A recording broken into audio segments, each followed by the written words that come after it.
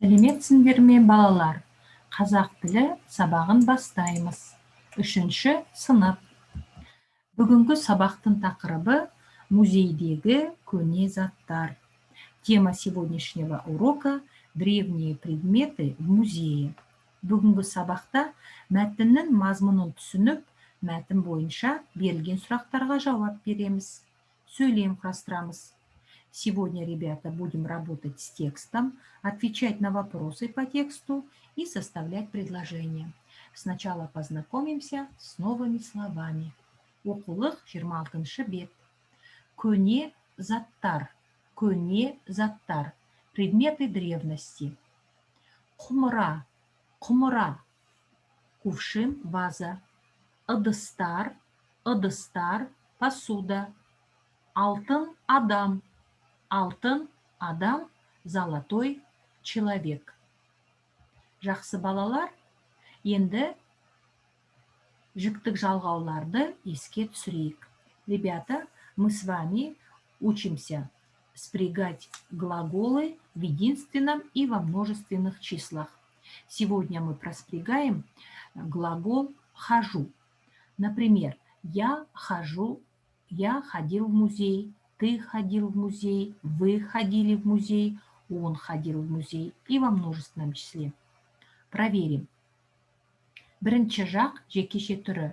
Мен музейге бардым. К основе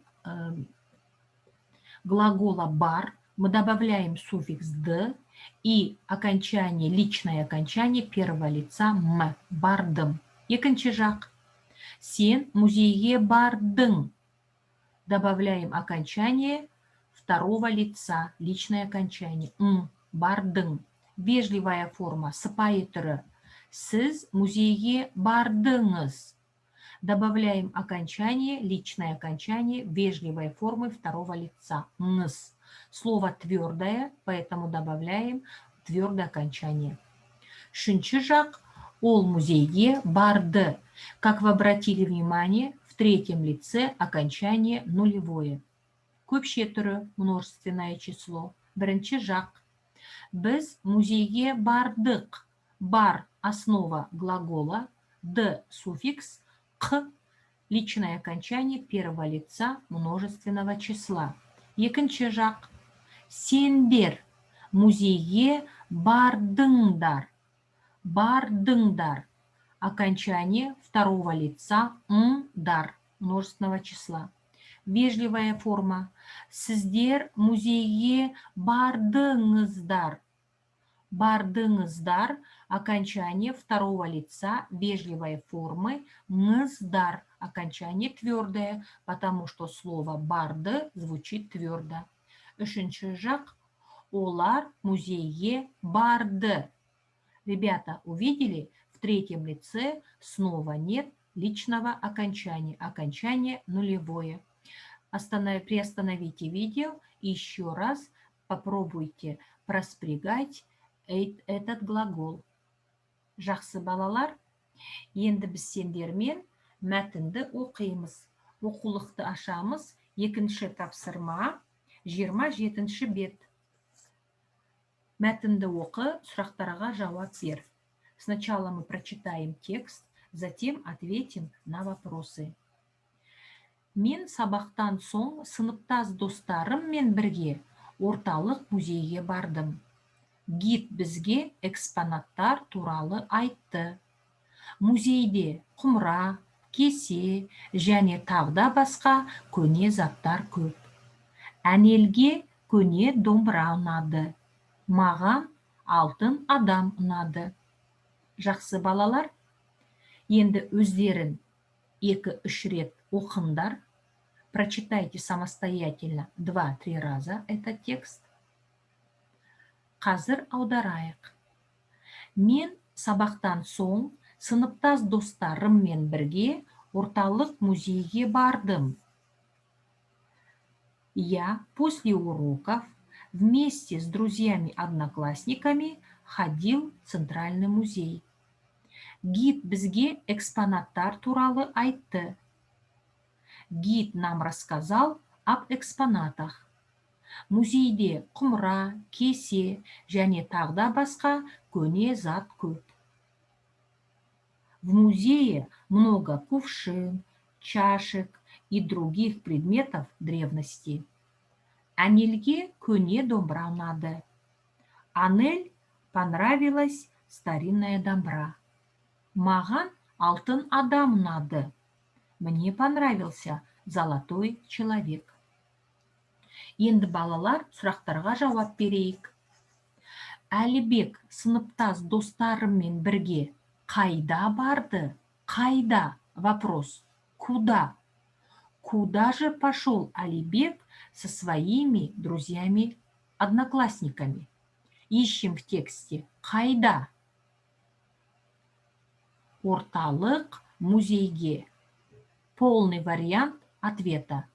Әлібек сыныптас достарымен бірге орталық музейге барды. Жақсы. Екінші сұрақ. Олар музейде не көрді? Что они увидели в музее? Слово «не» содержит вопрос. Каким же словом мы его заменим? Что же увидели в музее дети? Подумали? Да, они увидели старинные древние предметы, да? Олар музейде құмыра, кесе және тағда басқа көне заттар көрді.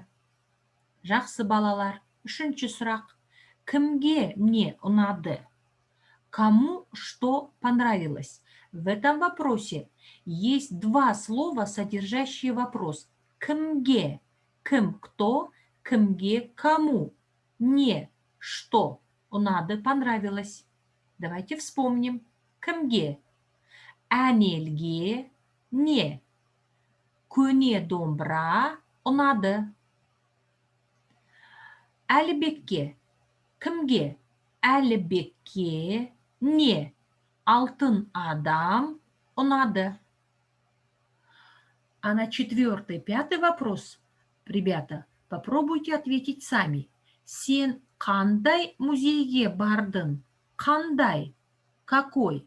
В каком музее ты был или в какой музей ты ходил? Вспомните, в какой же музей вы ходили? Мысалы,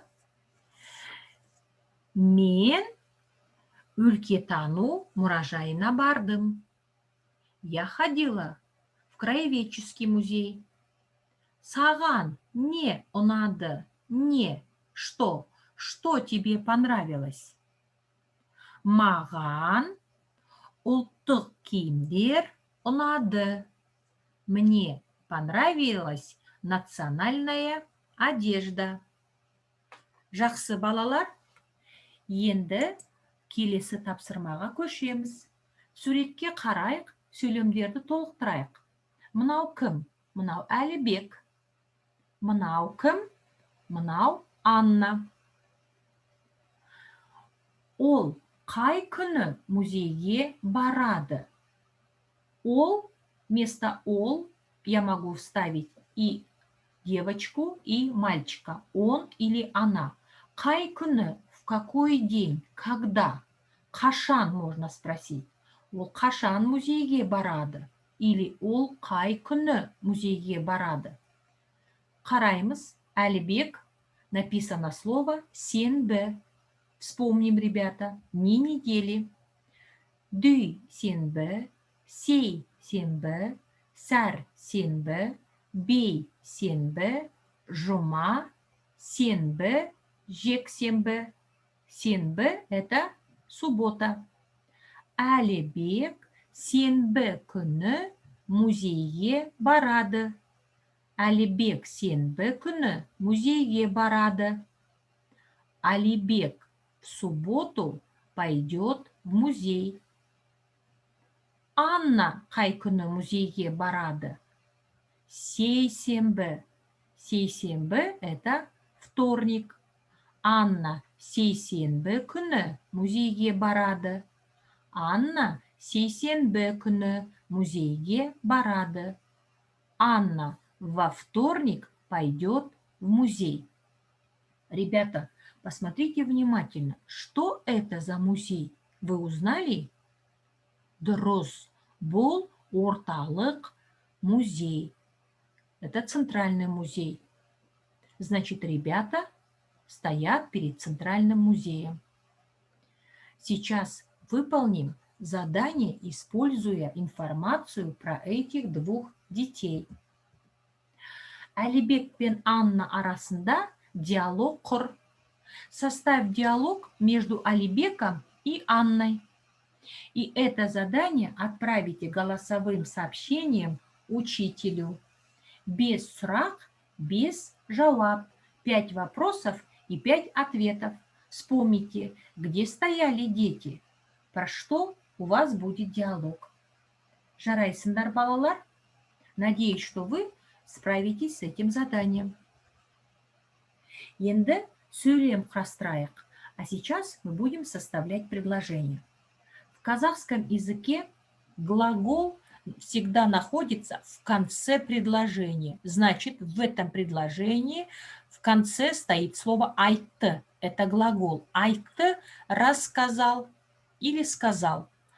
А тот, кто совершает это действие, находится в начале предложения. Вот они. Атам, әжем, әкем, анам, ағам, досым, Раушан апай. Атам айтты. Дедушка рассказал. Туралы. Туралы, ребята, это послеслог. В русском языке туралы переводится о, об. Құмыра туралы, о кувшине или о вазе. В русском языке предлог стоит перед словом, а в казахском языке наоборот. Предлог стоит после слова, к которому оно относится. Құмыра туралы, о кувшине. Получилось предложение. Атам құмыра туралы айтты.